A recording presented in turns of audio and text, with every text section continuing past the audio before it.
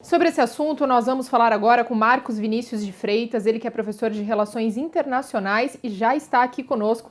Olá, professor, seja muito bem-vindo ao Jornal da Manhã, segunda edição.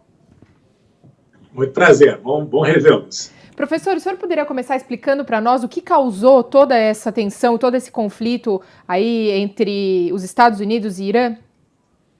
O que a gente sabe é o seguinte, né? Você tem já há alguns anos a ideia de que o Irã tem tentado instalar armas nucleares. E o relacionamento entre Estados Unidos e Irã não vem bem desde de 1979, quando houve a queda do regime do Shah Reza Pahlavi e a assunção ao poder do Ayatollah Khomeini. E desde essa época, em razão até mesmo do fato de eles terem mantido na embaixada uma quantidade de pessoas aprisionadas, e esse processo todo tem sido muito complicado para o Irã, no sentido de que eles têm passado aí, desde essa época, por sanções dos Estados Unidos, e o relacionamento entre os dois não anda bem, já há muito tempo. O que se tentou fazer é que foi feita uma tentativa de se criar um acordo de paz, não um acordo de paz, mas um acordo de administração dessas armas nucleares, eventualmente, ou que o mais importante seria que o Irã não as tivesse, e que qualquer tipo de arsenal nuclear fosse utilizado somente para fins pacíficos. A realidade é que o presidente Trump não acreditava no acordo, Benjamin Netanyahu também não acreditava no acordo, e aí os Estados Unidos saíram deste acordo que ficou capenga, porque justamente os Estados Unidos são a potência nuclear mais importante do globo e era mais ou menos uma garantidora do acordo. Então, o presidente Biden assume agora o processo, mas viu que o novo presidente eleito já afirmou que não pretende negociar a menos que as sanções existentes contra o Irã sejam retiradas. E como os Estados Unidos entendem que para forçar o Irã à mesa de negociação é necessário que haja algumas ações militares como uma forma de relembrar o Irã sobre sobre o seu comportamento, sobre o que ele precisa fazer para melhorar no sentido da negociação, é assim que nós temos isso, e é por essa razão que o presidente Biden fez essa segunda ação agora. Mas a realidade é que o conflito já vem há muito tempo, e nós vemos aí que existe toda uma tentativa do Irã de utilizar as armas nucleares como uma forma de garantir a sua permanência do governo na administração do país. E nós observamos uma guerra agora com armas, porém, desde a semana passada nós já tínhamos uma espécie de guerra fria com o controle. Os Estados Unidos retirou do ar muitos sites com conteúdos iranianos. Então a gente está, essa tensão e essa disputa, ela vai não só no campo da diplomacia, como também na parte de inteligência, de guerra armada ou digital. Certo, professor? É verdade, porque hoje em dia, mais do que os armamentos nucleares, a guerra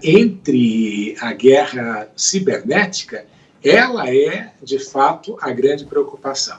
Se você lembrar da reunião do presidente Joe Biden com o presidente Vladimir Putin, um dos elementos mais importantes da conversa não foi nem a questão dos armamentos nucleares e a redução dos armamentos nucleares, que a gente, de fato, está vendo aí no mundo uma corrida armamentista entre Rússia, China e Estados Unidos. Isso é uma realidade. Mas o grande tópico da conversa foi justamente os ataques cibernéticos, com o presidente Biden listando, inclusive, 16 áreas e 16 alvos que os russos jamais deveriam se atrever a fazer qualquer ataque cibernético. E o que nós vemos é que esta é a guerra do século XXI, mais importante até mesmo do que a questão das armas nucleares. Obviamente que não interessa para os Estados Unidos, não interessa para a região, e não interessa, segundo o entendimento dos nossos países ocidentais, é que o Irã seja e se transforme numa potência nuclear por causa da instabilidade que isso poderia criar na região. Professor, lembrando que esse acordo nuclear entre Estados Unidos e Irã foi uma das principais bandeiras de campanha de Joe Biden quando o candidato a presidente. Agora, pelo menos 5 milicianos apoiados pelo Irã morreram e outros vários ficaram feridos. Mas o problema é que o grupo Hashed al-Shabi diz que pretende vingar os mártires. Você acha que isso pode gerar mais tensão aí no meio de todo esse conflito? Não ajuda nem um pouco, né? Porque o grande problema, quando você vê a atuação desses grupos milicianos, é que eles saem da esfera de atuação do Estado e você perde o controle sobre as ações que eles vão eventualmente exercer. Então, a situação é muito complicada num cenário em que você está tentando reabilitar a conversa para se obter aí algum tipo de melhoria no relacionamento. Mas, obviamente, que nós temos 2 pontos extremamente opostos nessa questão. Por um lado, o Irã que quer justamente a retirada das sanções, porque essas sanções têm sufocado economicamente o país, e esta é uma realidade, né? Não podemos esquecer que o Irã sempre foi uma potência econômica na região, de relevante estrutura econômica e de relevante importância econômica na região. E, por outro lado, nós temos os Estados Unidos, que não interessa ver ali o balanço de poder alterado. E é uma coisa importante também, né? Dado o precedente, por exemplo, da Líbia, é normal que o Irã entenda que as armas nucleares são extremamente relevantes para, de alguma forma, garantir aí a continuidade no poder pelo regime que atualmente se encontra nele. Então, são interesses muito nada convergentes, né, completamente divergentes e difíceis de conciliar. E é por essa razão que você tem também ali outros parceiros externos que não desejam ver ali um crescimento no poderio político na região do próprio Irã. Agora, essa região ela está sempre em tensão, ou esses países estão sempre, essas grandes nações estão sempre em tensão. E a gente não consegue resolver isso, né, professor, com a diplomacia. De tempos em tempos, alguém precisa dizer, olha, eu tenho mais poder de fogo, eu tenho mais armas e consigo atacar você. É uma disputa para dizer o quanto de mal eu posso fazer ao outro, né? É uma situação complexa, porque nós temos que lembrar do seguinte, né? Existem também muitos interesses externos na região.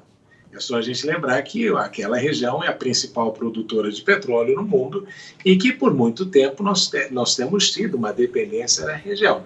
E isso gera aí uma quantidade de interesses enormes para justamente se criar nesse ambiente em que existe uma riqueza que é de interesse global. Você precisa gerar justamente mecanismos para que não haja a sobreposição ou uma supervalorização de algum governo na região que venha a ter um domínio regional. Então, é aquela história antiga, aplicada muito pelos ingleses, no sentido de você dividir e conquistar. E o grande problema da região é que ela não consegue, em razão disso, em razão da riqueza e da administração da riqueza de forma equivocada, ela não consegue avançar no seu progresso econômico, político e social. Eu sempre comento que você ter uma riqueza natural, você ter uma commodity que lhe dá e que lhe gere grandes recursos, como o petróleo, pode ser um grande benefício para o país se ele tiver na sua administração gente que saiba utilizá-lo da melhor maneira possível. O grande desafio é quando este recurso é utilizado de forma equivocada. Então, não é o recurso que é uma maldição. Muitas vezes a gente ouve as pessoas falarem que o recurso é uma maldição. Não, o problema é a administração desse recurso. E o que nós vemos ali é que na administração deste recurso você tem os problemas locais e também tem os interesses externos. E esta que é o grande elemento de desestabilização em toda essa equação. Muito bem, professor Marcos Vinícius, muito obrigada pela sua presença e todas as explicações aqui no Jornal da Manhã, segunda edição. Obrigado, estou sempre à disposição.